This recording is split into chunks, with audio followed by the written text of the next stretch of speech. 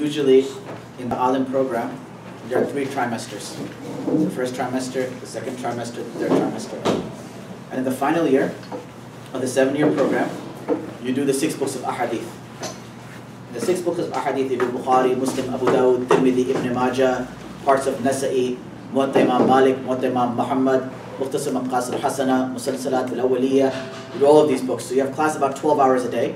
For about 6 days, you have 12 hours a day class. Class starts from before Fajr and ends after Isha. And then you have little pockets of break. So you cover about 30,000 ahadith in 1 year. 35,000 ahadith in 1 year. So there's a famous saying that in the first trimester, the pace and the amount of material that's covered, the student teaches it, he understands. The teacher teaches it, he understands. The student listens, they understand. In the second trimester, because time is not that much anymore, the speed raises. So the teacher, he teaches, he understands, but what the teacher is saying, the students don't understand. In the third trimester, the time is almost finished now. They have to finish the books. So the speed is so fast that the student doesn't understand, nor does the teacher understand. And today's class might be one of those classes. Bismillahirrahmanirrahim. Alhamdulillah, nahmaduhu wa nasta'inu wa nastaghfiruhu wa nu'minu bihi wa natawakkalu alayhi wa na'udhu billahi min shururi anfusina wa min sayyiati a'malina. Abu Salama bin Abdurrahman radiyallahu anhu, what I did was that I usually quote all the ahadith in the chapter, and I'm only quoting 1-2 ahadith in each chapter, just so that we can make progress. And the final 4 or 5 chapters I've left for the last day, inshallah. Abu Salama bin Abdurrahman radiyallahu anhu says, he asked Aisha radiyallahu anha, how was the salah of Nabi sallallahu alaihi wasallam? She replied, Nabi sallallahu alaihi wasallam did not perform more than 11 rakats during Ramadan or after Ramadan. We did this discussion, yes or no? We did? Yeah. We spoke about Taraweeh? No, we didn't do this. I don't want to get into the Taraweeh discussion. Unless there's a parking sign that says 8 rakats here, 20 rakats there. I don't want to get into the Taraweeh discussion. But since I'm here already, That's a good idea. But since I'm on the chapter, I will get into the discussion. Yes.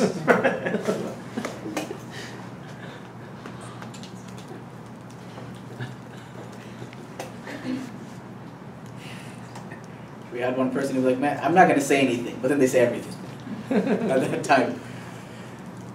The different opinion in Taraweeh, in Mughni, Imam Ahmad rahmatullahi famous kitab, you see every book, every madhab is not illustrated or not dictated by one imam. This is a common misconception, that the Hanafi madhab means whatever Imam Abu Hanifa rahmatullahi says. No, the Hanafi madhab actually contradicts 70% of his opinions.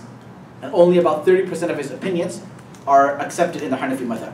Same thing with Imam Shafi'i, Imam Malik rahimahullah, Imam Ahmad bin Hanbal rahmatullahi. Every madhab, what they did was that they laid down principles. How are we going to derive rulings? For example, you have Quran, you have hadith. Now, the opinions of Sahaba. Will you accept the opinions of Sahaba as fatwa or not? Imam Abu Hanifa rahmatullahi says yes. Imam Shafi rahmatullahi says no. Imam Malik rahmatullahi says, well, whatever the world does, I don't care. If Ahlul Madinah does it, we will do it. Why? Is because Islam came to Medina. The Sahaba practiced in Medina. Everyone lived here. They have tawatur bil amal. There's 2 things. One is tawatur bil sanad, that every generation is passing the same message on. He says, well, every generation here is passing the same action on. One saw it from Rasulullah sallallahu alaihi wasallam, they taught their children. They taught their children. Imam Malik was a student of Nafi', who was the student of Abdullah bin Umar, who was a student of Rasulullah sallallahu alaihi wasallam. So between him and Nabi sallallahu alaihi wasallam, between him and a Sahabi, there was only one individual. They each had different principles. That is why they deduced the rulings very differently. So anyhow, so this is a common misconception. A madhab is not built off of one imam. It is built off of a school of scholars. Imam Abu Hanifa rahmatullahi alayhi, his madhab was built off of 40 scholars. Initially. Each scholar was a master of a different field. Imam Muhammad Shaybani, master of lexicography. Imam Abu Yusuf, master of fiqh.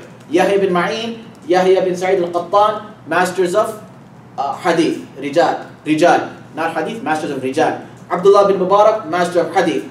Dawud Ta'i, master of tazkiyah, of asceticism. Just like this, every person in the group of 40 people was a master of a certain field. So when they would say a ruling, they would deduce these rulings. And again, this might get a little X-rated, and I apologize if it does. They were the first people in Islamic history.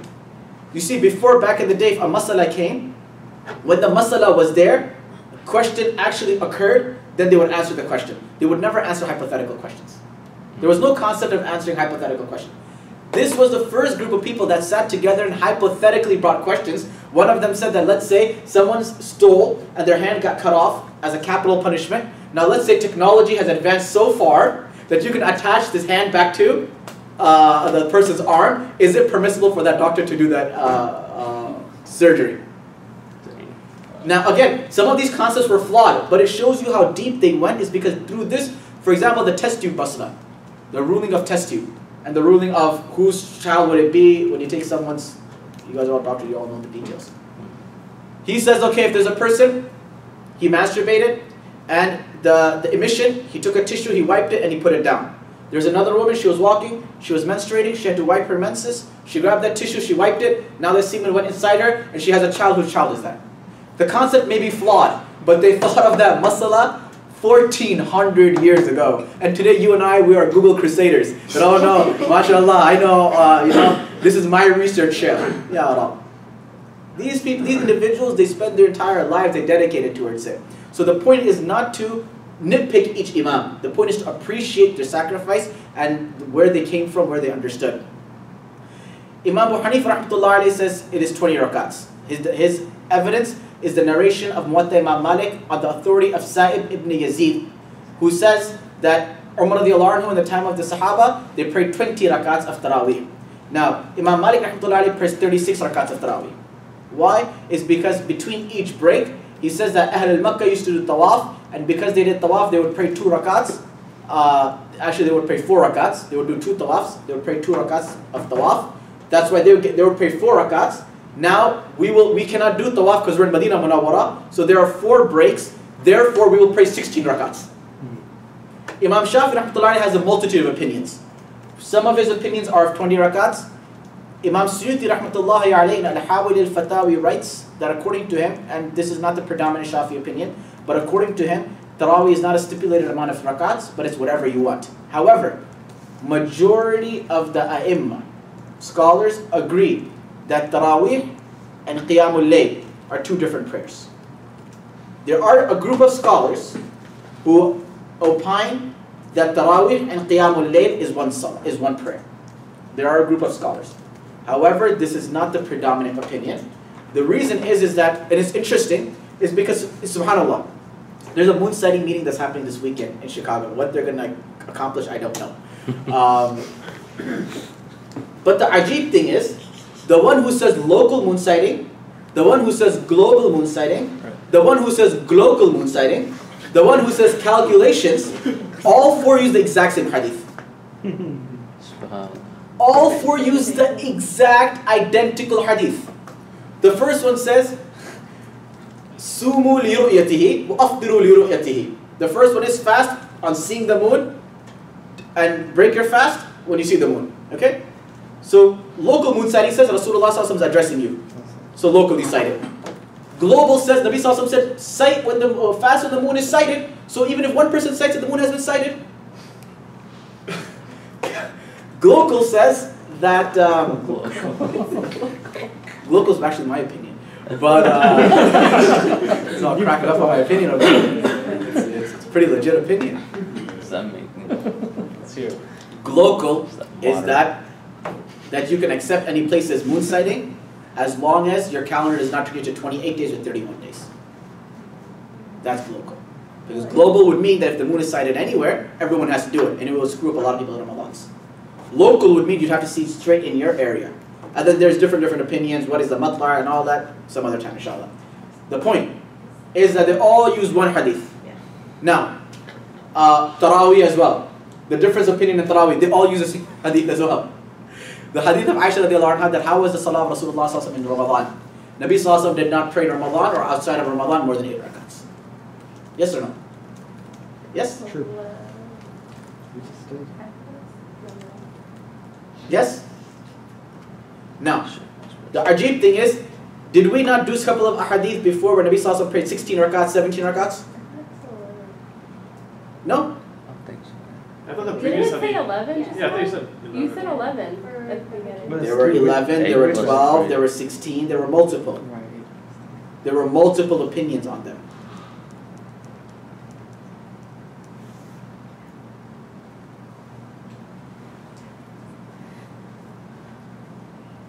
Remind me next time, I'll bring the hadith. The point is that there are multiple opinions on how many rakats Nabi Sallallahu Alaihi Wasallam prayed. Okay? Now, number one. Number two is, do you pray Taraweeh outside of Ramadan? No. No. Why only in Ramadan? It has to be a separate salah.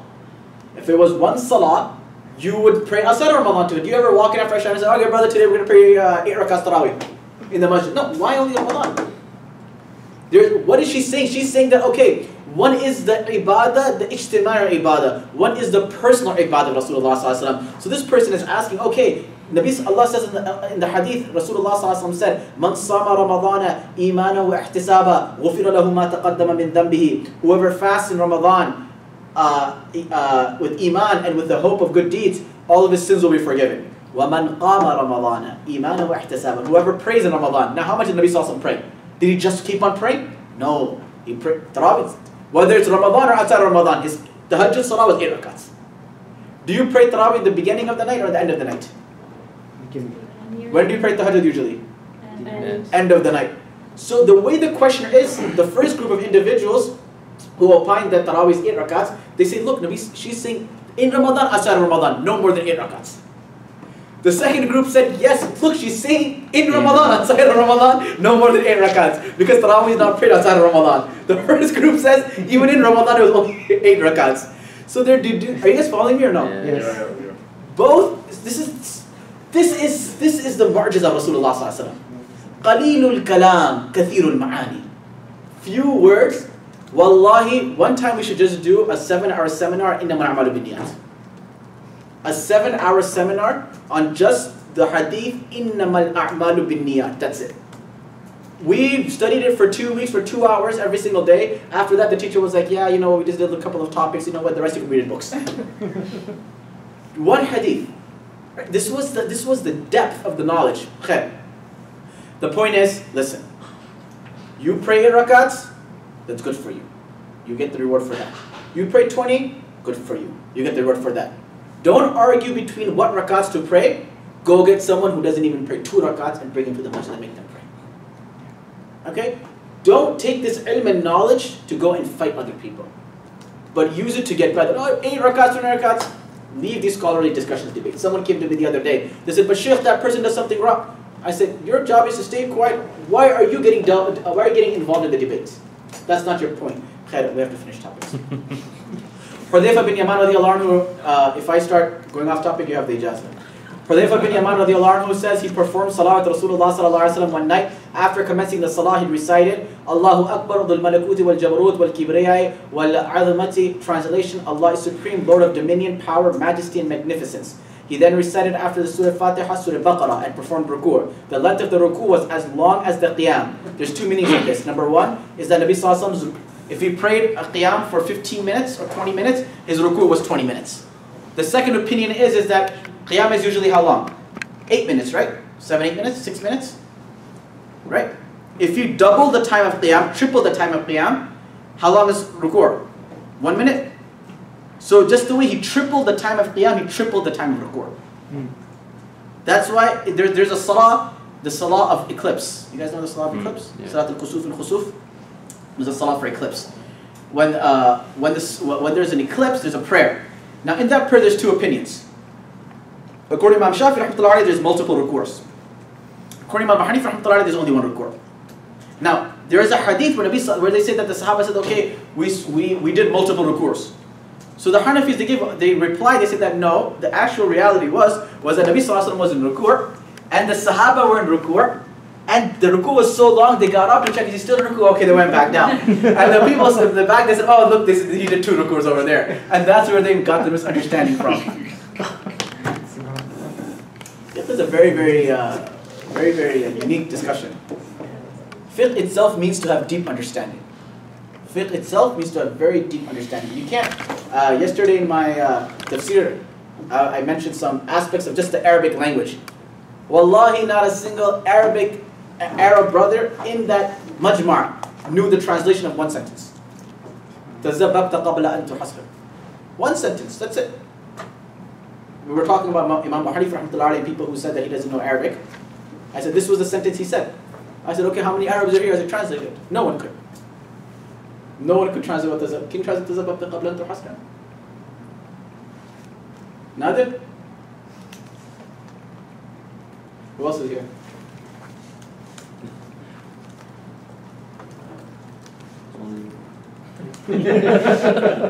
No pressure. No pressure. The rest of you don't know if it's in Quran, Hadith, where it is. It's like that. It's like that Sahabi.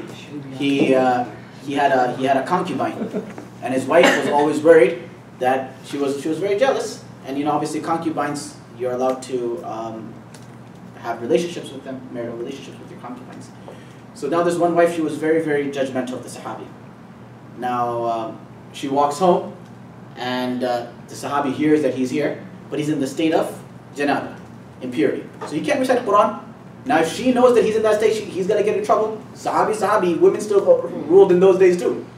So he got up and he told the concubine, quickly come together. But he's in janaba, he can't recite Quran. And she's doubting him. So he gets up there and he's like, for example, I don't know what he was singing. She's singing his Quran, but it's like Arabic poetry. and she's like, oh, okay, mashallah, you do Quran right now. And he's like, oh, phew. She didn't realize that this wasn't Quran. Right? So some people, they don't know what part of the chapter it's in. The first is that the ruku was long as the qiyam. For example, if the qiyam was 1 hour, the ruku was also for about an hour. I mentioned the two opinions to you. Rasulullah ﷺ repeated Subhana Rabbil Azimi, Subhana Rabbil Azim. Glory be to my Lord, the Magnificent. Subhana Rabbil Azim. Azam, something that is very azim, great, honorable.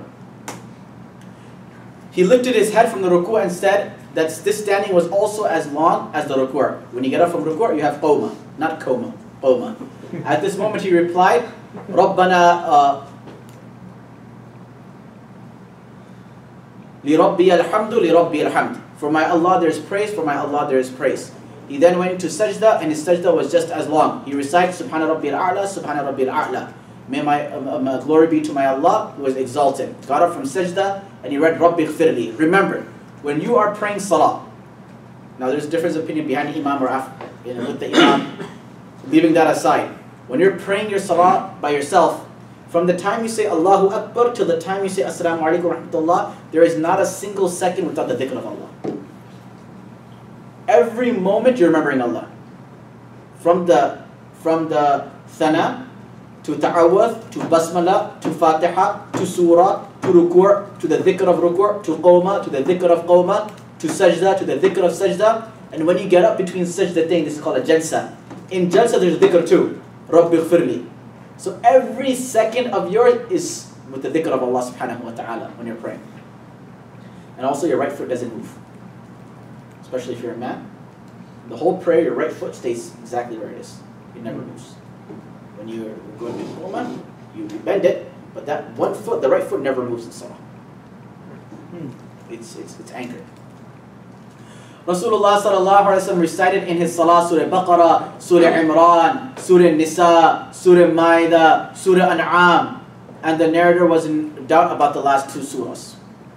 Now remember, one salah, Nabi sallallahu alaihi wasallam recites Surah Baqarah 3 juz, Ali Imran another 2.5 juz, Ma'idah almost a juz, An'am almost a juz. What is it, up to the 6th juz already in An'am? Yeah. 6 juz in one prayer. MashaAllah, if any Tarawih Imam did that, the community would run away. Yeah. Aisha radiallahu anha says, once at night Rasulullah sallallahu alaihi wasallam kept on repeating one ayah. At times, in recitation, to repeat one ayah over and over and over again. The ayah was, إِن تُعَذِّبْهُمْ فَإِنَّهُمْ عِبَادُكَ وَإِن تَغْفِرْ لَهُمْ فَإِنَّكَ أَنْتَ الْعَزِيزُ الْحَكِيمُ. Ya Allah, this was what Ibrahim alayhi salam said to Allah. He said, Ya Allah, if you want to punish them, they're your servants. But Ya Allah, you want to forgive them, you are Aziz. You are the King of Kings. You hold all power in your hand. No one is going to question you and ask you, why did you forgive them? But Ya Allah, if you punish them, they're your servants. You have the right to do so. But Ya Allah, at the end of the day, you are still Aziz, you are still Hakim, you are still loving. Not Hakim Allah Shwa. You are still Hakim. Abdullah bin Mas'ud radiallahu anhu says, once at night I performed Salah with Rasulullah sallallahu alaihi wasallam, stood for such a long time that I intended to commit an evil deed. is... My bad. Turn it off. Abdullah bin Mas'ud radiallahu anhu says, he came to Rasulullah sallallahu alaihi wasallam, he saw Nabi sallallahu alaihi wasallam praying. He said, MashaAllah, I'm going to join this prayer too. Allahu Akbar. Prophet sallallahu started. Alif Lam, Baqarah is done, Al Imran is done, Nisa is done, Ma'idah. He says, man. He says, you know what? He says, I thought of a sin. He said, what did you... The hadith, the words of the hadith is إنكم لتعملون أعمالا هي أدق في أعينكم من الشعر كنا نعدها على أحد رسول الله صلى الله عليه وسلم من الموبقات. He says there are some things that you people do. You think it is something that is more insignificant than a hair, but in the time of Rasulullah, we thought it would destroy us and send us to the fire of Jahannam. Now, it is a Sahabi talking to who? Tabi'i. Khair al-Qurun talking to the second best generation. The platinum generation is talking to the golden generation. We are, subhanAllah. We are like the Walmart soda. We're completely watered down. The best generation talking to the second best generation. إنكم لتعملون أعمالا هي أدق في أعينكم من الشعر وكنا نعدها على أحد رسول الله صلى الله عليه وسلم من الموبقات. He said, okay, what was this action that you guys think is very light and used to think that would destroy you? He said, one time I was praying with the Prophet and the salah got too long. And I thought to myself that I would just sit down, not even break the salah. I just thought that I would sit down and leave Rasulullah standing up. He said, this thought could take me to Jahannam. How many times you say Allahu Akbar, the Imam's Qiraat gets a little long, and we're like, man, after these 2 rakats, I gotta call quits, man. I gotta break my wudu, do something about this thing. The Imam's not ending, never ending Imam, right? Subhanallah, to them, taking a break even in salah, that how could I leave my Nabi standing alone? How could I leave my Nabi standing alone? Aisha radiallahu anha says Rasulullah sallallahu alaihi wasallam performed salah in a sitting posture. When he was, it is permissible to read nafil sitting down, not fard. Even if you can stand up, it is permissible to pray nafil sitting down. You get 50% of the reward. If you're in your car, remember in nafil, you don't need to pray, you don't need to stand up and pray. You don't need to face qibla. 2 things. If you're in your car, you're in your plane, pray. You're on a long drive. If the husband starts eating the wife's head or the wife starts eating the husband's head, I gotta pray for rakats nafil. Start there, read all your surah, whatever it is. You don't want to start the fight again. Right. If she starts the argument, you say, hey, I gotta pray quickly. I forgot my awabin, Allahu Akbar. Until you get there. Until you get to your final destination. Start a long prayer, inshallah, your fights will diminish. Take these notes, man. These things are not mentioned in kitabs. Especially for your generation, first time it is heard. But this is something we used to see our teachers in cars and planes pray. The whole time, they just sit there, they pray the whole time. Hafsa radiallahu anha says, the wife of Rasulullah sallallahu alaihi wasallam, Nabi sallallahu alaihi wasallam performed salah while sitting down. He recited a surah in it, and recited with such tartib. Tartib means to recite very clearly. Then that the surah became longer than the one that is lengthier. So meaning that he recited wal asr so clearly that it was longer than Surah Duha. Right? Wal asr he recited so clearly that it became longer than Surah Duha. He enjoyed it, he savored it. He savored every single letter, every single word in it. Abdullah bin Umar radiallahu anhu says that I performed 2 rakats before Zuhr and after Zuhr and 2 rakats after Maghrib with Rasulullah sallallahu alaihi wasallam. Nabi sallallahu alaihi wasallam said in his house, and 2 rakats after Isha in his house. Nabi sallallahu alaihi wasallam said, do not make your homes into graveyards. The sunnah is to pray sunnah at home. Unless you feel like you're not going to be able to pray at home, then pray in the masjid. But the asl is not to pray sunnah in the masjid. That is why in my masjid, Madrasa Islamiyah, I lecture right after Fajr. Because the sunnah is to pray in your home. Someone came to me and they said, Shaykh, can you delay? I said, you're going against the sunnah. I'm trying to push you towards the sunnah. Go home. Nabi sallallahu alaihi wasallam said, don't make it into a graveyard. Your prayer will create barakah at home. Nabi sallallahu alaihi wasallam says that the one who continuously prays 12 rakats every day and night, Allah will create for him a house in Jannah. That's it. 12 minutes will get you, will save you 12% or more on your homes in Jannah. It is reported in a hadith that the person who performs 4 rakats with 1 salam before dhuhr, the doors of Jannah are open for that person. The most neglected sunnah is the 4 rakats before dhuhr. But sorry, I was going to is that Josh? Or? No. Josh, we're going to talk about Josh and Duha right now. This is so the way the sunnahs work, there's 2 rakats before Fajr. This is the most important, to the point that some scholars have an opinion that even if Salah has started, if you feel that the Salah you can still catch the Salah, pray those 2 rakats sunnah. Other scholars, majority of the scholars do not agree with this opinion. Imam Abu Hanifah rahmatullahi is in the minority in this opinion. The reason is, he says that Nabi Sallallahu Alaihi Wasallam stressed so much on the sunnahs of Fajr. The other scholars say once Salah is started, then no other prayer should be prayed but the prayer.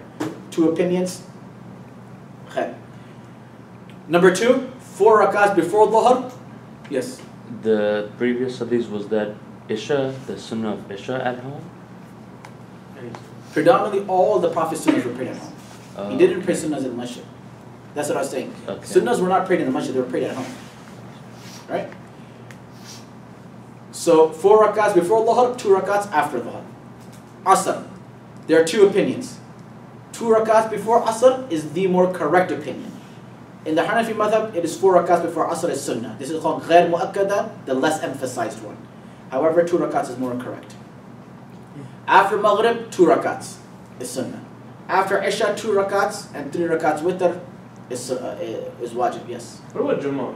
Before you go to Jummah? Jummah, there's multitudes of opinion. One opinion is you pray 4 rakats sunnah before, 4 rakats sunnah afterwards, followed by 2 rakats sunnah. Another opinion is you pray 4 rakats sunnah before, 2 rakats sunnah afterwards, and 2 rakats sunnah following it. Okay? The most opinion is the sunnahs of Fajr, then Maghrib, then Isha, then Dhuhr, then Asr.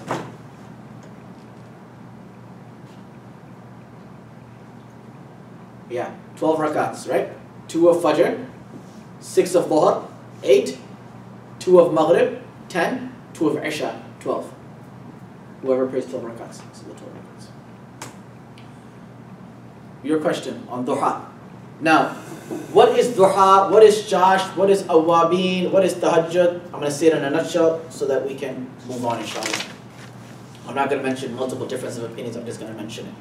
Nabi Sallallahu Alaihi Wasallam said, whosoever sits in their place after reading Fajr Salah, without talking, without doing any worldly chit-chat, and they remain in ibadah, or they do their thing, whatever household work, and they pray 2 rakats, then they will get the reward of an accepted Hajj and Umrah. Hajj and Umrah, accepted, guaranteed accepted Hajj and Umrah. Okay? Number 1. Number 2. Now, these ahadith that say don't talk, it doesn't mean you say, My grandma, may Allah give her a long life, she does not miss the Tahajjud ever. And God knows how long. My grandma's family has been known historically to be pious, to the point that Aurangzeb Alamgir, the son of Shah Jahan, had given them a gift as a plot to a great ancestor of my grandma in the 1700s because she was so pious. A masjid was built in that area. So anyway, she does not miss any tahajjud, any ishraq. But may Allah have mercy on her and give her a long life and give her saha. She doesn't talk, but she says, right? She has her full conversation with this. That's not the point. The point is you don't do this, you know? It's like one of my aunt. You know, these people back in India, Pakistan, they don't really know maslas or anything too much. She's praying salah, and my uncle pulls up. Right? He's outside the house. He doesn't know she's praying inside. He's honking. Right? You know, Desi people, they don't have more patience. He's honking. And she's like, right? And he's praying, and he can't hear her. Right? And she's trying to say, She's like, maybe my voice. Main aa rahi hu.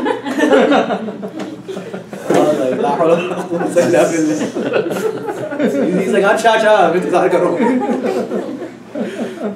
So, this is now, any prayer prayed after 15 minutes of sunrise till zawal. What is zawal? Does anyone know what zawal is? When sun is at the zenith, right? The sun is rising, and then it goes to a certain point, then it starts setting. The zenith is called zawal. Zala yazulu, it's going down, declining. Zawal means to decline. After the sun declines, then it is lower time. You cannot pray at zawal time, you cannot pray at sunset, you cannot pray at sunrise. 3 times you're not allowed to pray salah. There's a difference between zawal and khair. It's not going to kill you for not to pray those 2 rakats, for those 2 minutes. Now, from the time of 15 minutes from sunrise till zawal, divide that time into half. The first half is for ishraq. The second half is for duha. This is according generally in the Sufi interpretation of the hadith, which does not necessarily mean it is wrong or the connotation is wrong. Don't get allergic to the word Sufi. They were called Sufis was for multiple reasons, because they were Qa'in, Sufis, Qa'in, Safin, because they're trying to clean their hearts, multiple reasons. That's a discussion for another day. Their interpretation was that they split it into two prayers. Because they said that there are some virtues about the word duha is mentioned, some hadith virtue of ishraq is mentioned. The muhaddithin, they're academic. They don't, okay, we understand what you're saying, that's good. However, this is one salah. Duha and ishraq is one salah. If Nabi Sallallahu Alaihi Wasallam had the chance, he prayed it early. If he didn't, he prayed it later. But he did not necessarily pray them as two prayers. The Sufis say, okay, well, let's make them into two sections. We'll get a reward for both things. So if you want to do both things, it's good. If not, it's up to you. The different rewards of what is ishraq and what it is not, that is for some other time, inshallah. The blessed fasting of Rasulullah Sallallahu Alaihi Wasallam. Abdullah bin Shaqiq radiallahu anhu reports that I inquired from Aisha radiallahu anhu, what time is namaz? Again? 9:20, right? 9:20. Can you read? Somebody read this one. Abdullah bin Shaqiq radiallahu anhu reports, I inquired from Aisha radiallahu anha regarding the nafil sawm of Rasulullah sallallahu alayhi wa sallam. She replied, at times Rasulullah sallallahu alayhi wa sallam fasted continuously. We used to say, he will keep on fasting this month. At times he did not fast, till we began thinking he will not fast that month. Rasulullah sallallahu alayhi wa sallam did not fast for a month after he had come to Medina, besides the fast of Ramadan. Okay, now, first and foremost, Jazakallah khair for reading. When we used to study hadith, literally we used to get into fights that who can read hadith. Literally, like proper fights. Like each other's throats like, no, I want to get the chance to read hadith, I want to get the chance to read hadith. Out of the hadith books, I read a big portion of Sahih Bukhari, first part, a decent, smaller portion of Sahih Bukhari, second part. Ibn Majah, I predominantly read more than 70% of it. Tirmidhi, first part, whenever everyone in the class had a certain day to read it. Tirmidhi, second part, I read a big portion of it. I used to read very fast, as you can tell I speak fast. Sahih Muslim, first part, I was one of the 6 students that would read. Sahih Muslim, second part, I read the whole Sahih Muslim second part besides one day. Mukhtasar Maqasid Hasana, predominantly I read myself. Muwatta Imam Muhammad, this is out of a class of 51 people. Muwatta Imam Muhammad, I read a good portion. Muwatta Imam Malik, I read a good portion. Sunan Abi Dawud was the only book that I did not read a hadith from, but I went to the teacher privately and read hadith to them. The reason I didn't read any hadith from Sunan Abi Dawud was the teacher did not allow students to read, he read it himself. One thing is, this student reads in front of the teacher. There's a difference of opinion, which is better? The teacher reading to the student, or the Imam Bukhari talks about this in Bukhari. I think Bukhari, they take the wrong hadith Bukhari. Learn from these things. Where this man's intellect, the adab he teaches. He says, what is more stronger as a transmission? A teacher reading to the student, or a student reading to the teacher? There's both opinions.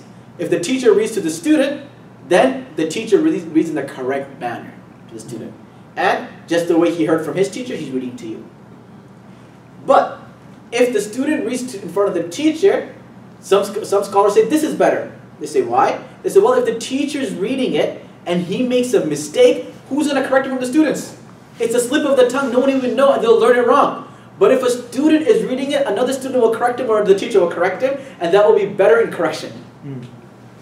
Two ways of looking at it. So if you get a chance to read hadith, always read it. Nabi Sallallahu Alaihi Wasallam used to do Shomai'l al Tirmidhi. Does anyone know what Shomai'l al Tirmidhi is? Like fast one day and not fast the other? Fast every day. Yeah. Keep Continuous fasting. Fast every single day? Yes. I fast today, fast tomorrow, fast 3 days, 4 days. So if I fast this whole week, would that be considered Shomai'l al Tirmidhi? Or I fast the whole year?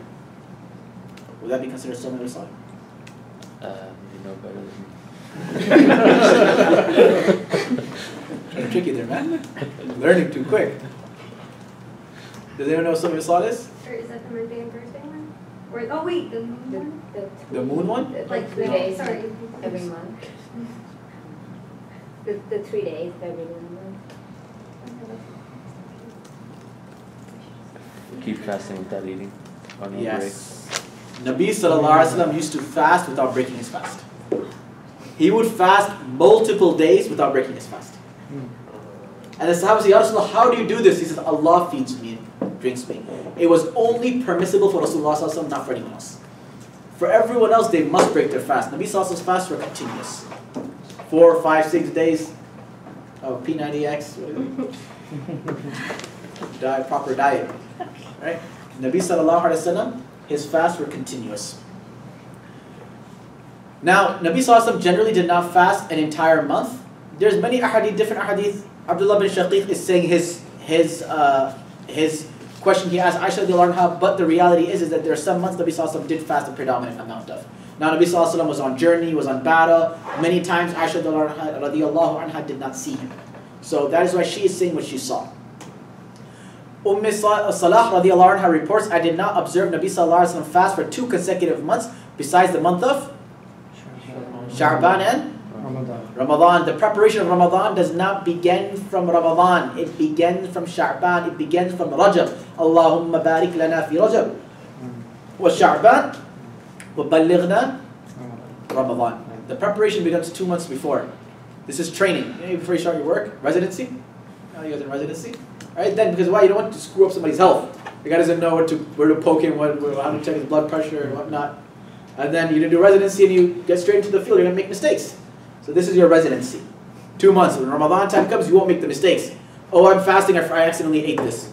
You know, did I ever tell you the story of my first fast? A very interesting story. So, it was my first fast. My mom had this huge party. She invited everybody to this party. And I fasted. And a little while before the fast has been broken, my mom's making preparations, food, house is full, people are going to come. And there was this like box of stale, you know those really stale Cheez-Its that you get like in Walmart or something, right? Those big boxes. We were young, so I was 3 kids, I just got the huge box right there. I would feed all these kids. I never liked those Cheez-Its. So my sister tried to feed them to me. She's older than me. And I completely forgot I was fasting. I just didn't like the Cheez-Its, right? And I don't know what was wrong with my sister, why she was trying to shove those Cheez-Its down my throat. I was like 5 or 6 years old. And she's there, and I'm like, no, I don't want it, right? And she overpowers me. My mom walks in, like half an hour before iftar, and she sees a Cheez-It go down my mouth. Oh. And half an hour later, everyone's like, Mubarak, you're fasting first. My mom was so embarrassed that day. She was like, yeah, I know. I know what kind of fast he did. So I did not observe Rasulullah fast besides any month. So begin in Ramadan. Our fast, why aren't we conscious of our fast? It's because we don't prepare for our fast before Ramadan. Ramadan is the time to earn. Before that, it's the time to train. Ramadan is not the training month. Ramadan is the earning month. The month of training is before. That is Sha'ban and Rajab. Aisha radiallahu anha reports that Rasulullah fasted 3 days of every month. This is your guys' moon month, moon fast. This is called Ayyam-e-Bid. Ayyam-e-Bid means the white days. Why? Why are they called the white days? When the moon is the brightest. The moon is the brightest. 13, 14, and 15. The moon is brightest on the 14th. Nabi sallallahu alaihi wasallam was likened to the moon. The Jarir bin Abdullah radiallahu anhu said, I looked at the moon, I looked at Rasulullah. I looked at the moon, I looked at Rasulullah. I was trying to see who's more beautiful. So Mawlana Qasim Manoti rahmatullah alayhi says, Chand se bhi tashbih dena, ye bhi kya insaf hai. Chand se bhi tashbih dena, ye bhi kya insaf hai. Uske chehre pe daag hai, inka chehra saaf hai. He says, how can you compare the moon with Rasulullah sallallahu alaihi wasallam? The moon has craters and blemishes. Nabi sallallahu alaihi wasallam has no blemishes. How can you compare the two together? In some months, he fasted on Saturdays, Sundays, and Mondays. Long weekend fast. You have off for a long weekend? Fast. Don't be that type of person. You never take your wife out anywhere. And they said, oh no, I heard in Mufti's class that long weekends we should fast. So we're not going to take you out anywhere. We're going to survive on kajurs. We're going to get as closest to Somi Misal as we can. And some months he fasted on Tuesdays, Wednesdays, and Thursdays. Weekday fasts. Aisha radiallahu anha reports that Rasulullah sallallahu alaihi wasallam often gave importance to the fasting of Mondays and Thursdays. It's sunnah to fast Mondays, Thursdays, 13, 14, 15 of a lunar calendar. And? Mondays. And? Saturday, Sunday, Sunday. Ashura, the day before Ashura, the day after Ashura, 15th of Sha'ban, the month of Ramadan, and as many days as you can in the month of Sha'ban. Abu Hurairah radiallahu anhu says, Nabi sallallahu alayhi wa sallam said, deeds are presented before Allah on Mondays and Thursdays. I desire that my deeds be presented while I'm fasting. That at least, whatever, if I'm sinning or not, at least my Allah knows that I'm not eating, drinking. I'm leaving halal for Him too. Ya Allah, if I made some mistakes in haram, at least I'm skipping halal right now for you, Ya Allah. Forgive the little haram that I did. A little bit, Ya Allah, let things go. Small things, it's the small actions that attract the mercy of Allah subhanahu wa ta'ala. Nabi Sallallahu Alaihi Wasallam fasted Mondays, Thursdays, 13, 14, 15. Again, there's a lot of discussions on the history of fasting and the different prophets that fasted. Nuh alayhi salam fasted his entire life, 950 years. He fasted. Ibrahim alayhi salam fasted on Ayyam Bid. And then I have a whole seminar on fasting and what we can discuss over. Inshallah, you can attend our Madrasa Islamiyya seminar, weekend retreat, and you can hear the discussion on fasting at that time. And you can also hear about global and local Musa at that time. Ya'la bin Mamlak radiallahu anhu says, he asked Mu'mineen Sayyidatina Salama radiallahu anha about the recital of Rasulullah. How did the Prophet of Allah pray? Imagine. We hear the Quran. My favorite Qari is Shaykh Sudais. My favorite is Mishari Rashid. Qari Fatih Safar Rashid. My Qari is this, my Qari is that. These men's Qari was Rasul. The very first human to hear Wahi, to witness Wahi, having that feeling on him, the direct connection, and then reciting it, imagine the effect on the crowd. They didn't need masjids that were multi-million-dollar masjids. They didn't need masjids with basketball courts, with clinics. They didn't need masjids with any of these things. उस ज़माने के मस्जिद कच्ची थे, मुसलमान पक्के थे. इस ज़माने के मुसलमान कच्चे हैं, मस्जिद पक्के हैं. In those days, the masjids were not established, but the Muslims were established. Their iman was established. They were strong. It was built. It was fortified. These days our masjids, mashallah, built, fortified, but the Muslims. This is how we know the barakah is not here. The lack of barakah. How big was the masjid of Rasulullah sallallahu alaihi wasallam? It was very tiny. We thought, okay, now we need to do an expansion. No, he focused on the musallis. He didn't focus on the property. It was expanded and beautified at the time of Uthman radiallahu anhu. At 15, 17 years later, 27 years after Nabi Sallallahu came to Medina was when the expansion of Masjid Nabawi took place. And at that time, Sahaba objected and said, why are you beautifying Masjid Nabawi? And he said that, well, you know what, the reason I'm beautifying it is because Allah said if you beautify a masjid, then Allah will beautify for your house in Jannah. There's actually a very strong discussion on the beautification of masajid. That it is not permissible to use donations to beautify a masjid. Unless that donations were specifically given to beautify a masjid. Otherwise it constitutes as israf. Whether it's chandelier, whether it's whatever, because it's the money of the ummah that it should be utilized. So anyway, that's a discussion for another time. But the point is that Rasulullah SAW concentrated on individuals. And this is why I like main sector. It's because of the individuals. The students that come, they study, they listen, they're attentive. Because of that, I like to come here, because of the individuals here. Salama radiallahu anha says that Rasulullah sallallahu alaihi wasallam when he recited, he read every word separately and clearly. He didn't read like this. Alhamdulillah, right?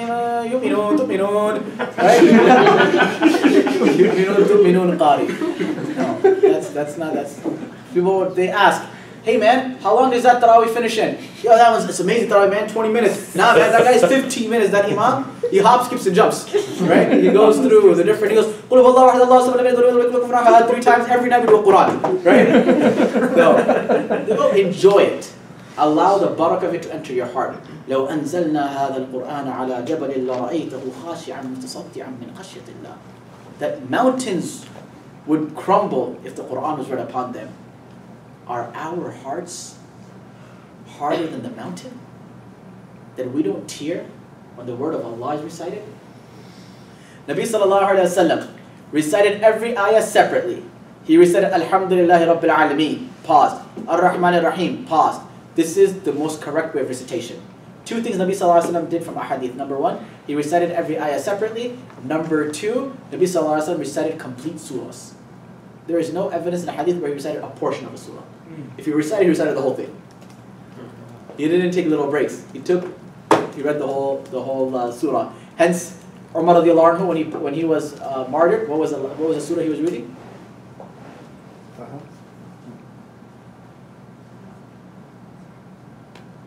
That's when he became Muslim.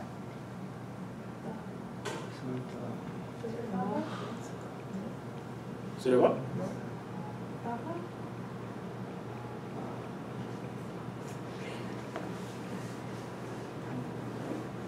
I'll give you guys a hint. It has to do with beauty. Surah Yusuf. Now imagine how long Surah Yusuf is. He used to start in the beginning of Fajr time and end when the sun is about to rise. Our Fajr, 10 minutes, mashallah, it's so difficult. No, Friday Fajr it's a Friday Fajr. Surah Dahr and Surah Sajda is going to be recited. Right? Surah Sajda and Surah Dahr is sunnah to recite. Not Friday Fajr is 5 minutes long, extra long. Their Fajr was an hour and a half long. Abdullah bin Abi Qais radiallahu anhu reports, I inquired from Aisha radiallahu anha about the recital of Rasulullah sallallahu alaihi wasallam. Look at how many tabi'een would ask the wives of Nabi sallallahu alaihi wasallam. The women had a strong role. They passed information, knowledge. I say this often, that a child's first madrasa, first school is the lap of their mother. The first school of any child is the lap of their mother. You nurture your child properly, that child will turn into an awliya of Allah. You nurture that child terribly, and that child will become shaitan al-rajim.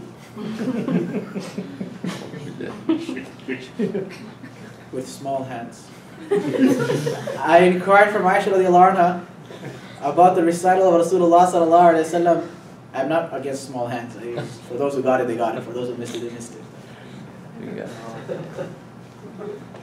Because you're Canadian. Yeah. You don't keep up with American politics. That's why. It's okay. Or will be I should say there is no rebut of Donald Trump. I inquired from Aisha that one of the scholars came to the masjid the other day and they said, "Oh, the small-handed person won the primary of New York." I was like, "Who?" What 2020 have that? Is that true? I inquired from Aisha radiallahu anha about the recital of Rasulullah sallallahu alaihi wasallam. Did he recite softly? How should recitation of Quran be? Softly? Some people they recite Quran.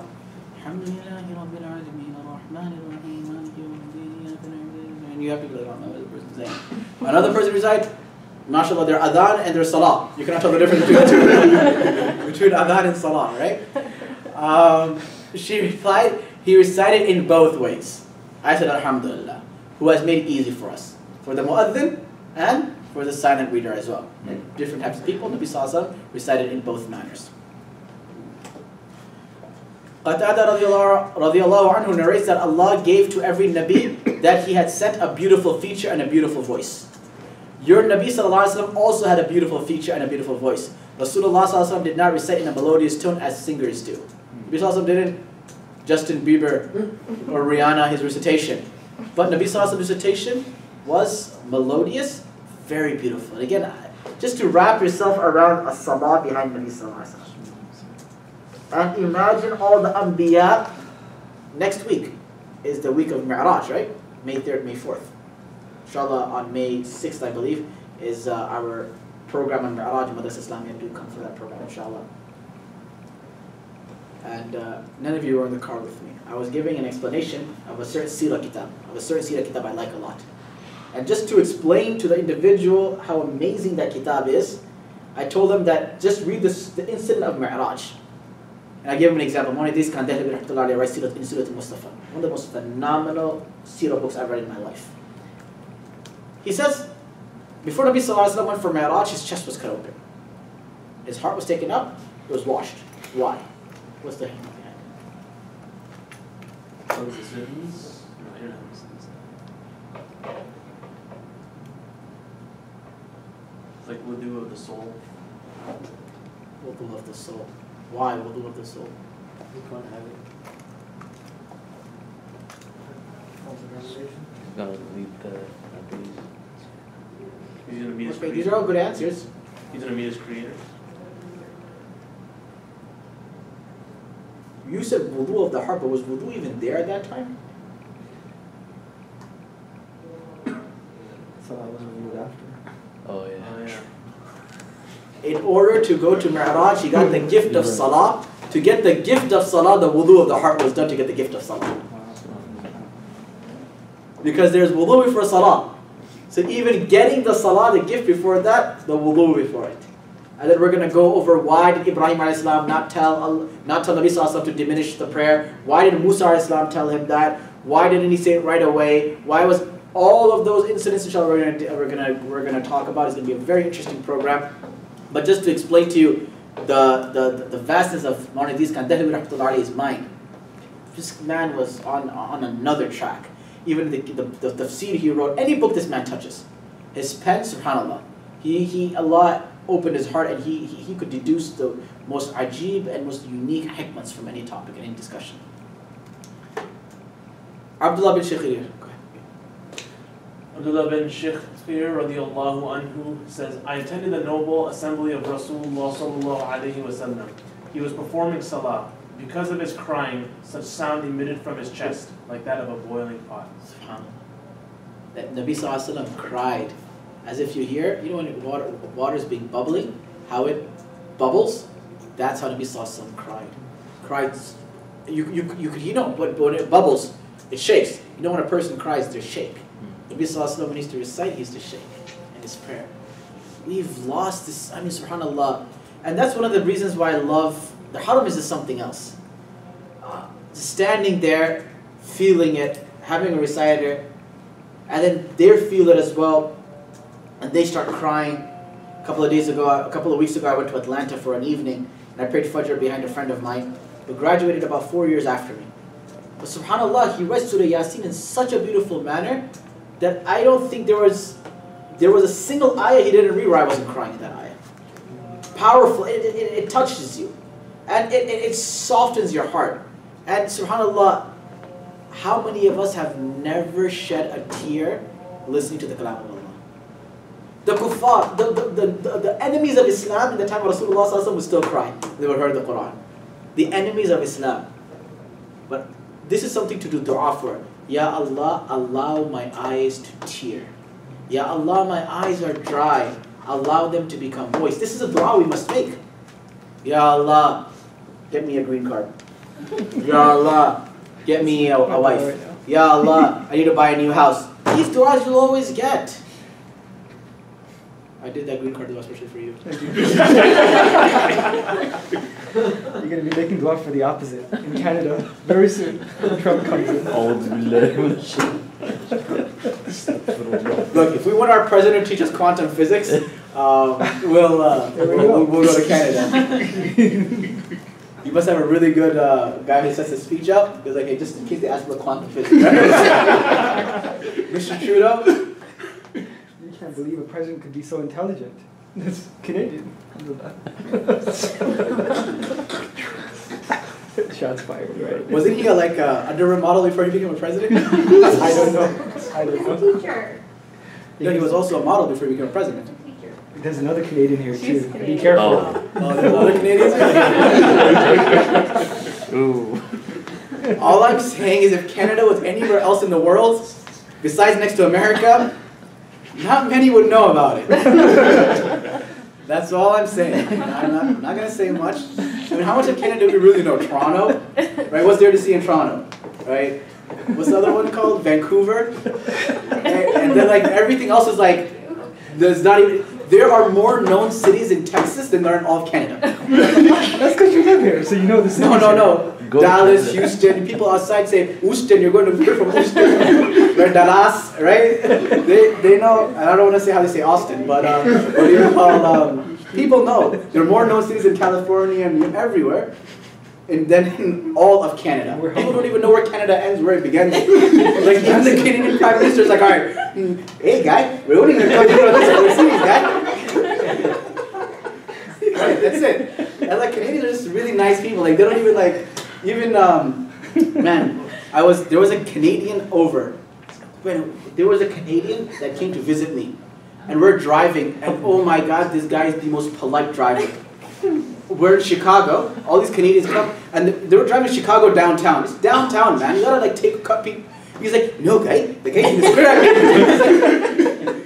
We have to apologize to him. They're going to hold it in their heart. I'm like, the guy's driving away. He doesn't know who you are. The guy's like, ew. The guy's like, I'm sorry. And I'm like, man, he thinks you're cursing at him too. The Canadians are ajib makhlooq of Allah. Higher form of adab. Higher level of adab. From adab, we call them Muslims, but whatever. You can say whatever you want.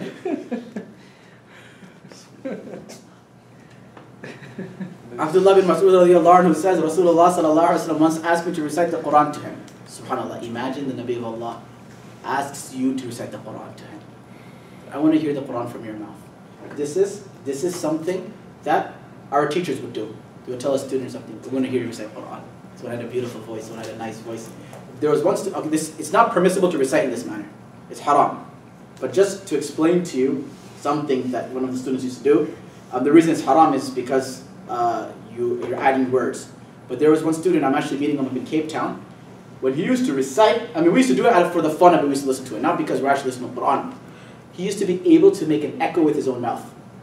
For example, and that's how he would make an echo with his own mouth, and he would do qiraat. He would do qiraat, and it was ajib.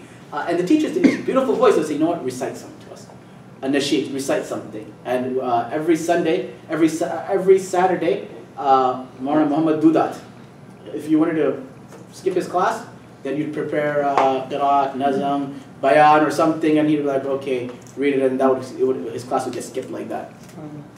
So we also knew how to skip our teachers' classes respectfully. I said, Ya Rasulullah, should I recite to you when the Quran was revealed to you? Nabi sallallahu alayhi wasallam said, I love to hear it from another person. According to Imam Malik rahmatullah alayhi, you get more reward for listening to Quran than reciting Quran.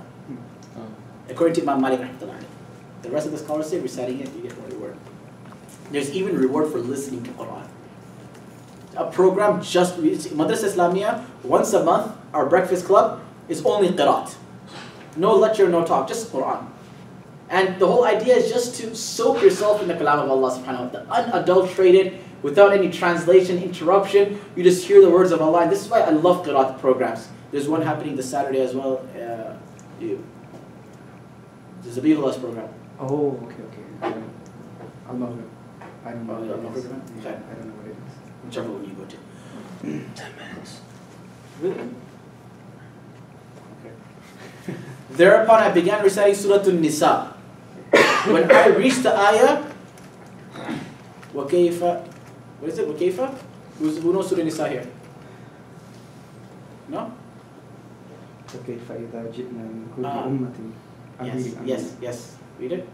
بشهيد وجئنا بك على على شهيدا. That Allah said that how would it be on that day when we will bring witnesses upon every single nation. When the Nabi will say that, Ya Allah, I have promoted this message.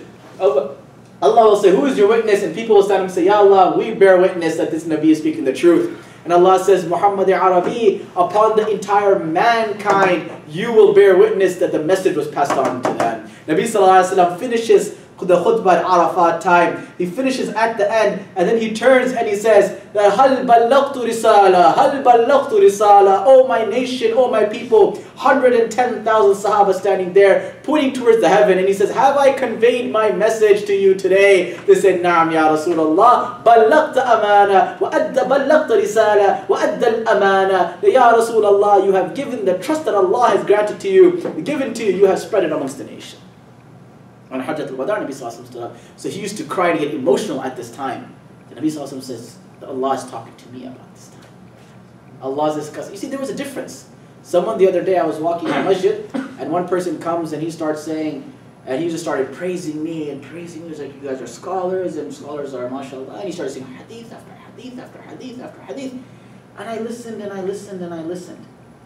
And then he was just saying, no, you know, we should have so much admiration for scholars. He said, the drop of ink and this, and that. He was just saying all these narrations. And I listened and I listened. And after he was done, I said to him, but let me tell you something.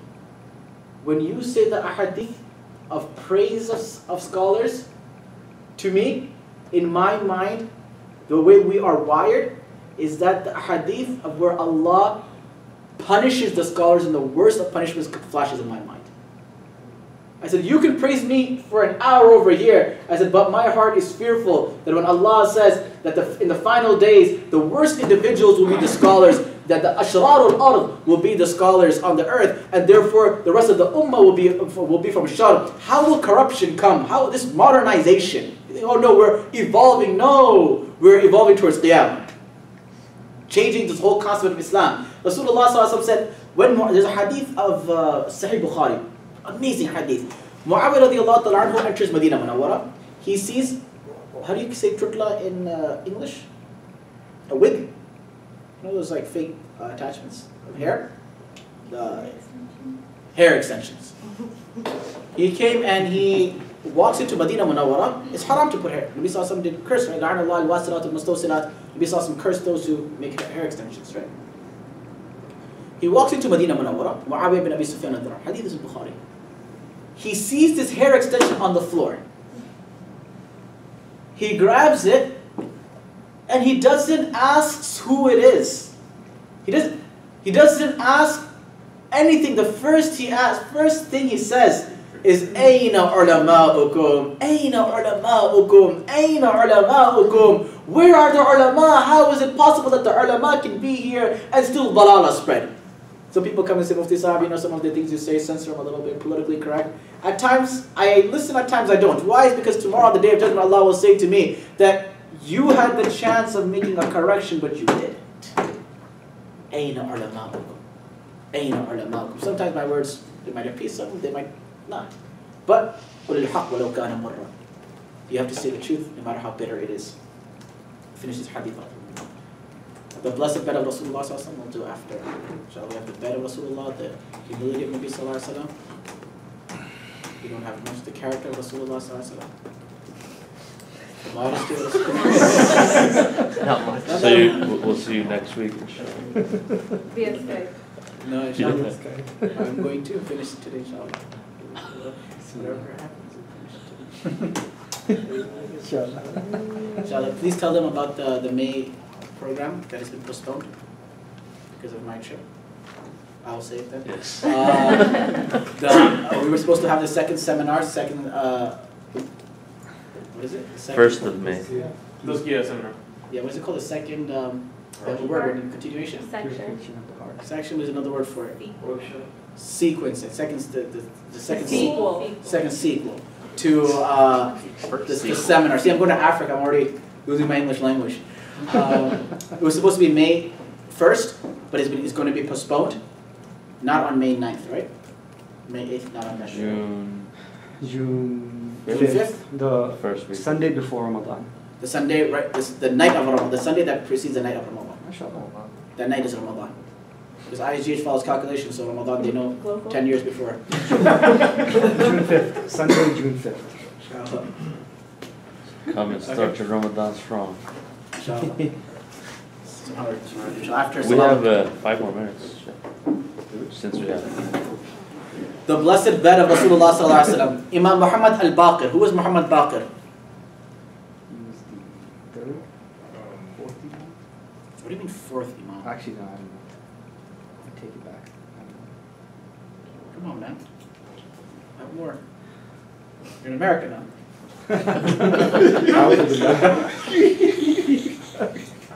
Muhammad Baqir. They don't know who Imam Muhammad Baqir is. Imam Hassan, Imam Hussein, Imam Jafar al-Sadiq, Imam Muhammad Kazim, Imam Muhammad Baqir. No? The Shias consider 12 Imams. Right. However, those 12 Imams, that's a separate topic about Sunni Shias, a very different topic which I'm not getting into at all. However, the 12 Imams were actual proper scholars. Great individuals. Imam Muhammad Baqir was from the lineage of Rasulullah sallallahu alaihi wasallam. He asked Aisha radiallahu anha, how was the bed of Rasulullah sallallahu alaihi wasallam in your house? Was it a Sealy's bed? Or was it what are the other mattresses?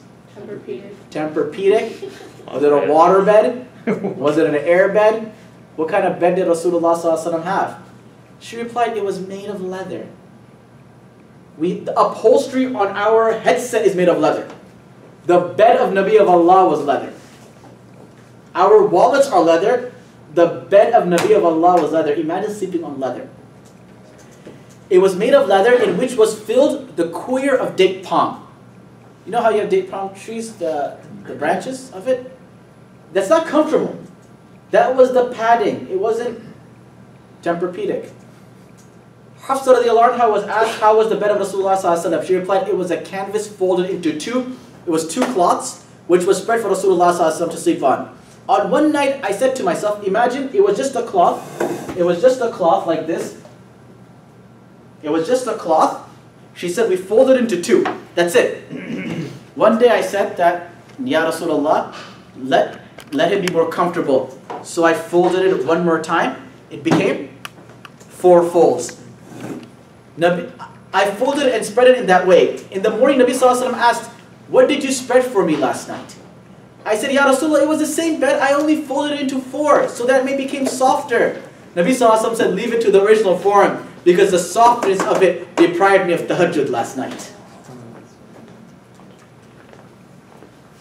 The bed of Nabi Sallallahu Alaihi Wasallam, enough with this. The bed of Rasulullah Sallallahu Alaihi Wasallam, when Umar radiallahu anhu says that I came and walked into Nabi Sallallahu Alaihi Wasallam's quarters and I saw that on his soft skin there were the marks of leaves. Today we have beds that take our impression. Nabi Sallallahu Alaihi Wasallam took the impression of his bed.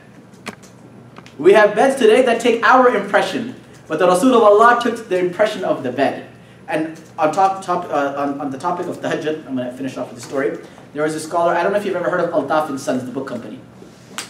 It's a very famous book company. A lot of books are printed by them. A lot of Qurans are printed by them. The person who started is called Mi Altaf Sahib. He's actually a very old family friend. I had the opportunity of doing Hajj with him. Very old guy, ancient guy. Right? One time our bus tire popped off, and we're all scared that scorpions are going to bite us. Sneakers are, in Hajj time. He just quietly goes off into the desert, and he just says, okay, Qibla must be this way. And he just starts praying. He's like, how long do I have? 1 hour? Okay. He prays for the whole hour. When it's done, he gets back up on the thing. So anyway, one night I said to him, I said, Miyasa, I said, there's some nice dessert. Have some dessert. He said, no, Jazakallah khair. He said, last night I had dessert and I got delayed in waking up for tahajjud. 80-year-old man. He says, last night I had dessert and I got delayed in waking up for tahajjud. Allahumma ja'alna minhum wa ma'ahum. After we'll finish this. The blessed humility of Rasulullah sallallahu alaihi wasallam. Tawadu. Tawadu comes from the Arabic word wada'a, to put yourself down. I mentioned before, bita de apni hasti ko gar kuch martaba chahe, ke dana khak mere ko pure guzar hota hai. You have to humble yourself in order to grow. Shabab rules.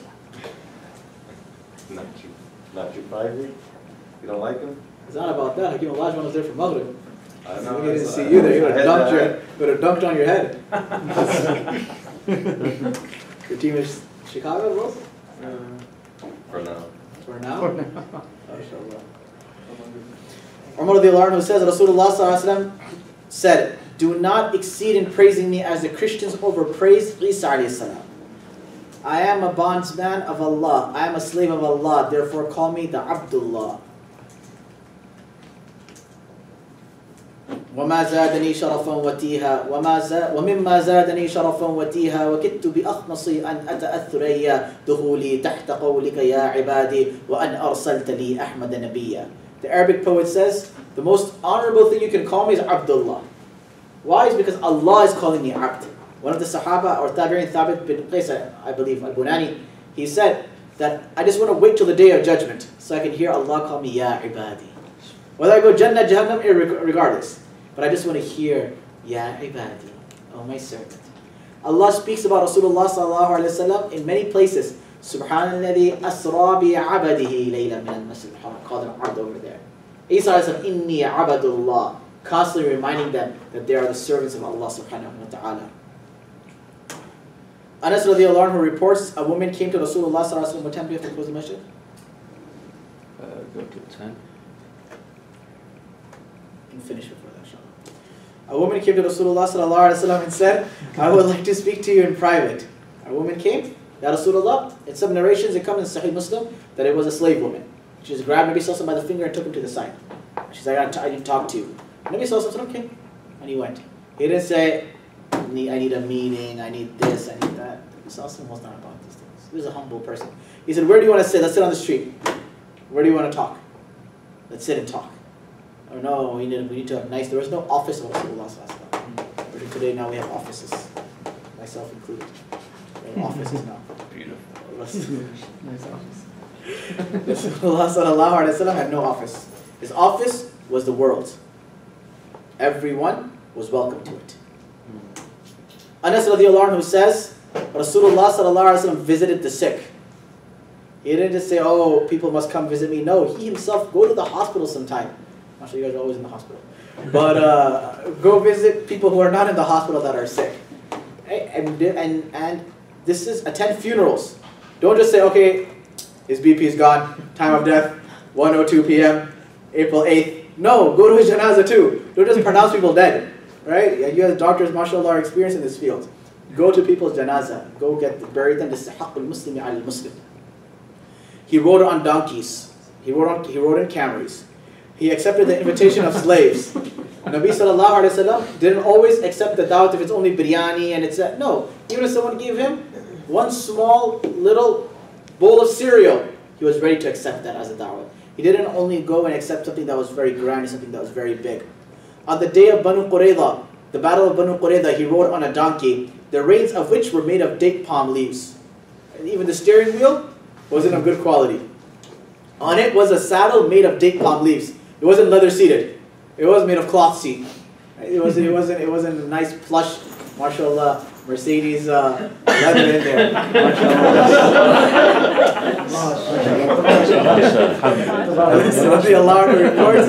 Rasulullah sallallahu alaihi wasallam performed Hajj on an old pack saddle. You don't have to buy a VIP Hajj. People say, oh, Hajj is so expensive. No, there's $5,000 packages too. Huh? Yeah. There are $5,000 packages too. I mean, it's not my fault you want to be in the clock looking at the Kaaba, seeing the angels come down. I mean, for that you got to pay $10,000 to get all that barakah and that envisionment. Right? And the ones who pay $10,000, they're the barely, they just see Kaaba from far and say, mashallah, I have haram view. I can see the Kaaba from my room. Like, mashallah, how many times did you go to the Kaaba? The first time we did Umrah, after that, it's too much rush. I look at it from my window. I'm like, what was the point of you paying that much? Yeah, but alhamdulillah, we can see the Kaaba. There are people who cannot see it. I'm like, no, the others are touching the Kaaba. You're going around the Kaaba. Right? You're right. So, Nabi Sallallahu Alaihi Wasallam did it on an old pack saddle. On it was a piece of cloth, the value of which was less than 4 dirhams. Nabi Sallallahu Alaihi Wasallam's seat was less than $12. 1 dirham is $3. $12. He didn't travel first class to Hajj. He didn't travel business class to Hajj. There was one scholar, Maulana Yunus.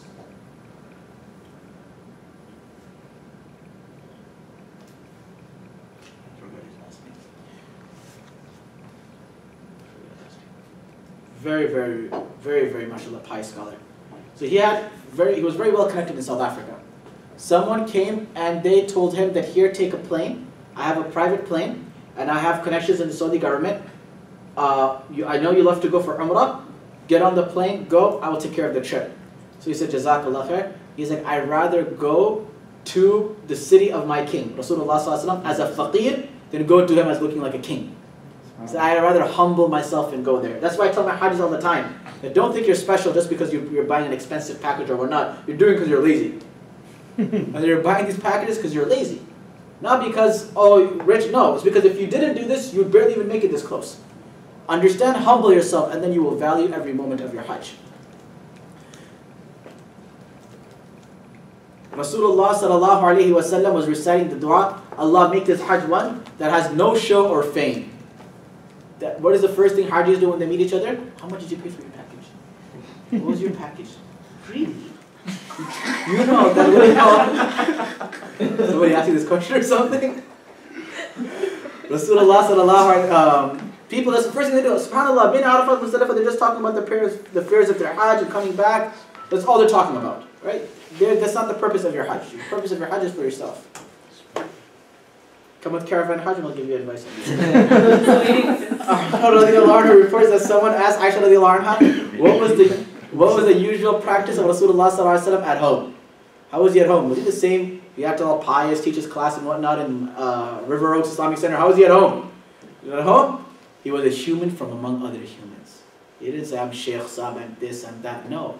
He cleaned his own, he removed lice from his own, he cleaned his own clothing. He milked his own goats. He did all of his chores himself. Rasulullah didn't just sit there watching TV and say, is dinner ready?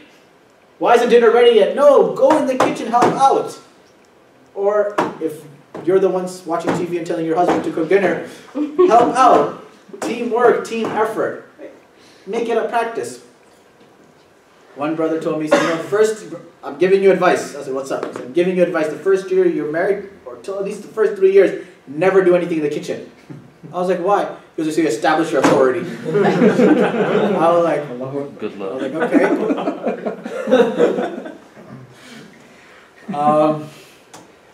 The blessed characters. It's very, very long chapters, but I've only taken 1, 2 ahadith from here. Amr bin al-As radiallahu anhu reports, he says, I went to Rasulullah sallallahu alayhi wa sallam.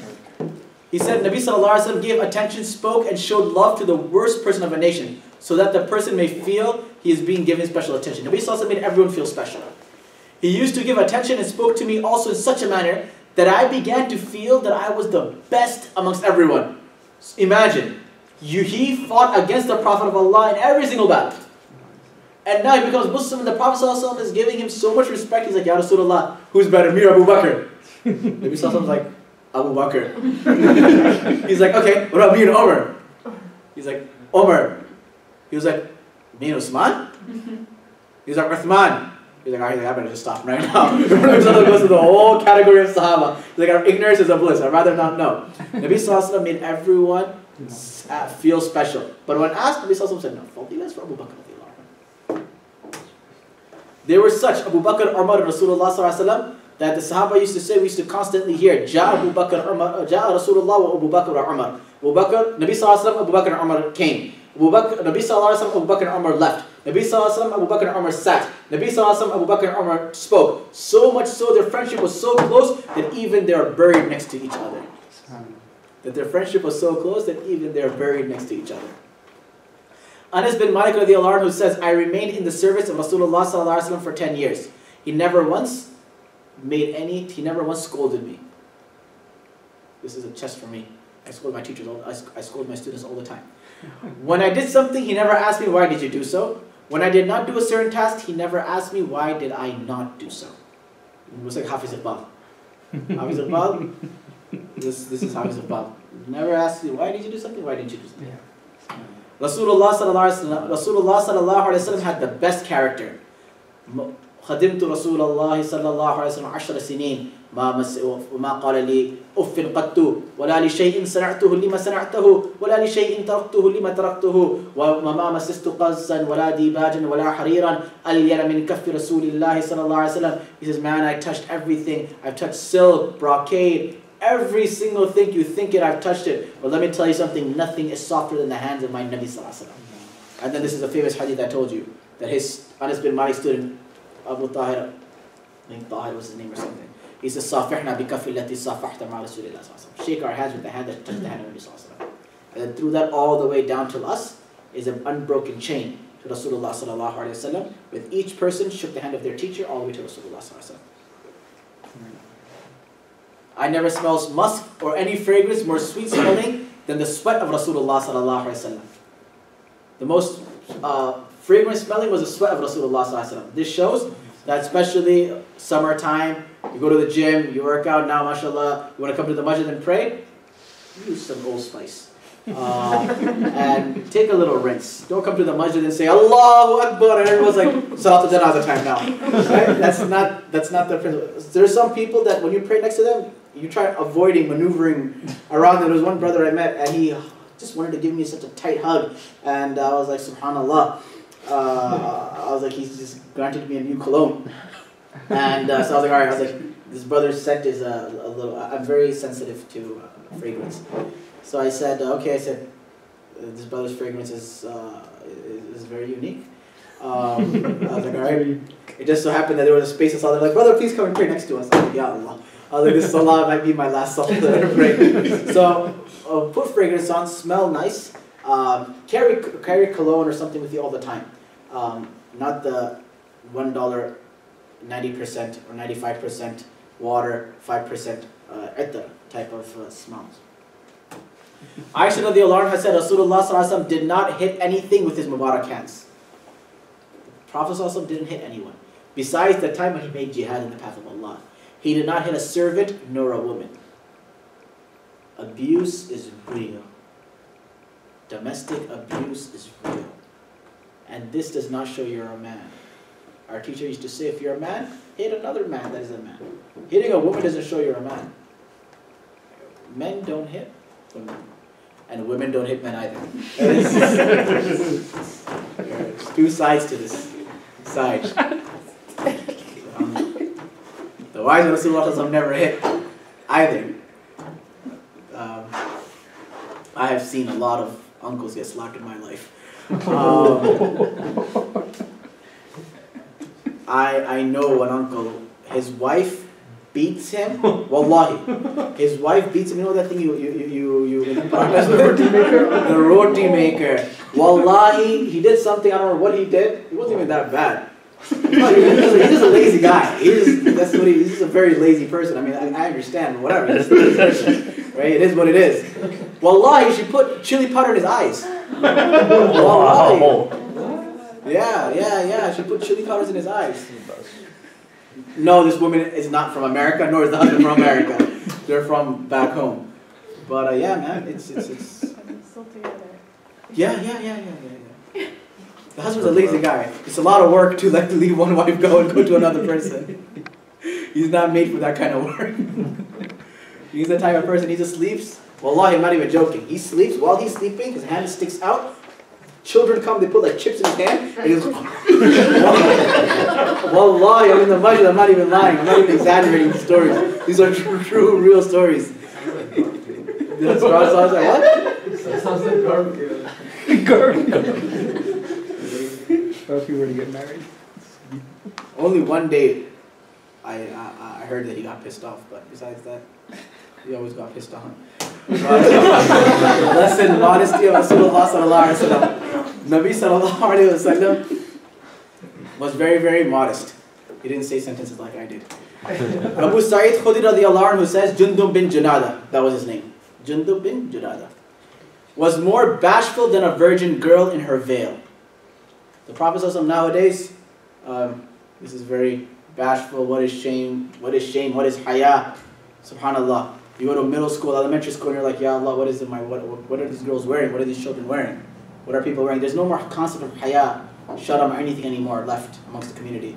There was a time when someone said, okay, there's a virgin girl, she has a lot of haya, she's very bashful, she's so shy. If you ask her, the rules of fiqh are so considerate of a virgin girl that they say that if she is asked, would you like to marry a guy, she would be so bashful. Why are you taking the video of me? No. Oh, okay. I was gonna say, don't put it on YouTube. You're not gonna get married. But oh man, I forgot about that.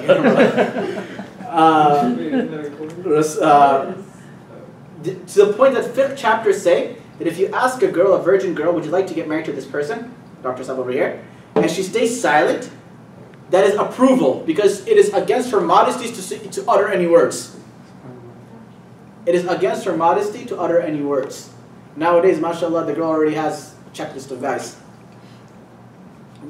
I hear people getting divorced for the most retarded of reasons. And the reason is because we don't teach people what marriage is. Infidelity is on the rise. Oh, I feel attached to this guy. Dude, what effort have you made? What effort have you made to get attached to the person? Oh, this person is so selfish. He doesn't think about me. He just wants to keep... Yes, but you are his wife. Or he is your husband. It's a give or take relationship. It's just not one angle. That's a long subject for another time. When Nabi Sallallahu Alaihi Wasallam did not like something, it could be seen on his face. The Prophet's face was very readable.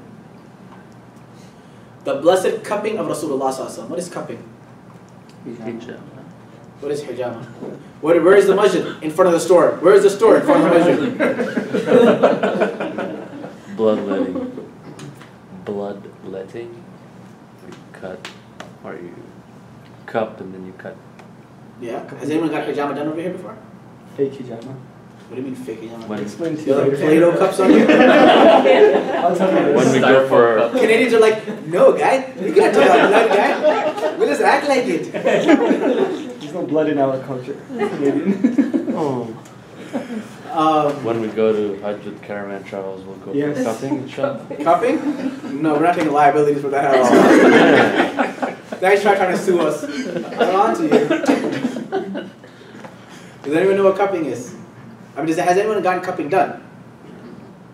Am I the only one that's gotten cupping done? I got cupping done in Jordan. I've tried to get it done like There's nothing you used to actually. Yeah. There's one guy in the masjid that cups everybody. He used to cup people in my office until I made my office. Yes. I don't trust him if that's the case. You know what I'm talking about? No. Yes, there's one brother. He's like the cupper. He's like the master cupper. Right? Yeah. You guys have never seen someone get cupped. I have. No, I have too. They have like a whole. The guy has like a whole set Yeah. of multiple size cups with multiple suctions. Yeah.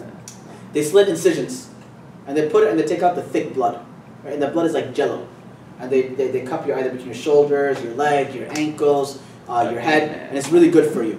And there are certain days Nabi Sallallahu Alaihi Wasallam used to get cupping done. Anas bin Malik radiallahu anhu says, Rasulullah Sallallahu Alaihi Wasallam there was one person in our school, he was obsessed with cupping people. It was Indonesian. He cupped people for the most like random things. The guy had a cyst in his arm, he's like, I want to cup them. And I was like, no, you're fine. I don't think you're supposed to cup them. He was like, no. We cup everything in Indonesia. He's so nice. And that guy, wallahi, they put a stick in his mouth because he was yelling so loud the whole boarding could hear it. And he's getting his cyst cupped. I was like, you could just put some ointment on there. He's like, no, ointment? No. Because the cupping is the way. And that guy too, he was just like, yeah man, whatever man, for the sunnah, we'll do it. Rasulullah Sallallahu Alaihi Wasallam used the treatment of cupping on both sides of his Mubarak neck and between both shoulders. And generally took the treatment on the 17th, 19th, or the 21st of the lunar month. There's reasons because of the different pull and gravitational effects and the tides and whatnot. This is why it is because it has a different effect on your blood flow based on that. Look, I did finish. MashaAllah. On time. Wow. Any questions before we dismiss you guys? I have one question. So earlier you said that the accepted opinion for Asr Salah, like the Sunnah for Asr Salah is 2 rakats, but the Hanafi madhab is 4. So if you're Hanafi, what do you do? Well, it's Sunnah ghair mu'akkada. You can pray both. See, the thing is that in the book of the fiqh, in the madhahib of the fiqh, it's always written 4 rakat Sunnah. Why? Is because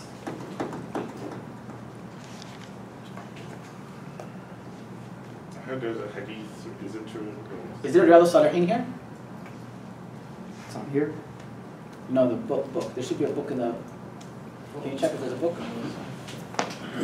Because nowhere in hadith does 4 rakats actually come. Right? So that is why some scholars say that in hadith 2 rakats do come. 4 rakat doesn't come. So one thing is if you're reading as a nafil, but one thing is that the Rasulullah Sallallahu Alaihi Wasallam prayed 2 rakats. And the reason I'm bringing the kitab is just to pull it out from the kitab. There's a hadith of Ali ibn Abi Talib. The Prophet ﷺ used to perform 4 rak'ah before Asr prayer, separating them with the sleep. What kitab is it in? Sunan of Asr prayer. No, what's the book that you're quoting it from? Riyadh al-Salihin. Well, online. 4 rakats? Yeah. Possible.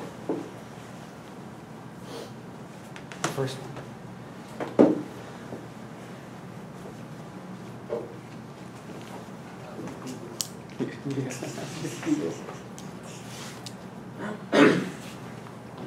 Here you go. Oh wow, nice. You know you only brought 1 volume, right? Oh. Need that one? It's fine. The hadith is right here.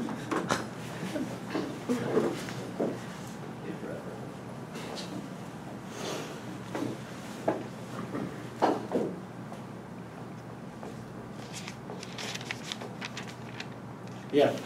So he performed 4 rakats with 2 salams. He didn't pray 4 rakats together. The Hanafi opinion is to pray 4 rakats together, which does not have an evidence in hadith, in Quran and hadith. You understand what I'm saying? Right. Therefore, it is better, in my opinion, to pray 2 rakats because that is sunnah, in my opinion. Remember, Quran, hadith, understanding the principles of the madhab, understanding the different values, yes. But don't be like, oh, Imam Shafi rahmatullah alayhi says that إذا صح الحديث what do you call فهو مذهبي, that if a hadith is sahih, it is my madhab. He said that to the likes of Waqir ibn Jarrah, not to the likes of you and I. He said it to his students who understood the different concept of Quran and hadith. He didn't go tell it to every single individual. And there's a reason why he said to them, because they understood what sahih hadith was and what it was not. Anyone else? How do we differentiate? I know there are disagreements on whether it's nice to recite prayer beautifully, but how do you differentiate between a melodious recitation and a beautiful recitation? Look, it is not compulsory to recite with melody. It is compulsory to recite with tajweed. Focus more on tajweed than the melody. And automatically there will be beautification in your recitation. You see, when you start learning tajweed, and you hear someone with a beautiful voice but disregard the rules of tajweed, and another person, terrible voice, but they focus on tajweed, you will appreciate the tajweed one's voice more, is because you will find the essence of the Quran in there. So focus on tajweed over, and also 20, not weed, tajweed. Anyone else? No? So who was the Canadian over here? Three? Two Canadians? Both Where in Canada? Toronto. Where in Toronto? Downtown Toronto. Mississauga. Miss, what is your guys' last names? Rahman. Maida. Hey. I don't know. Rahman is a very prominent last name. No, because I have about at least 25 or 30 classmates, colleagues that are imams in Toronto. I probably haven't heard of all. You know Sheikh Yusuf Badat of Nagin Masjid? I think he did our nikah. Yeah. He was. I'm not sure. Oh, this is your wife? Yes. Oh, mashallah. That obviously from your nikah.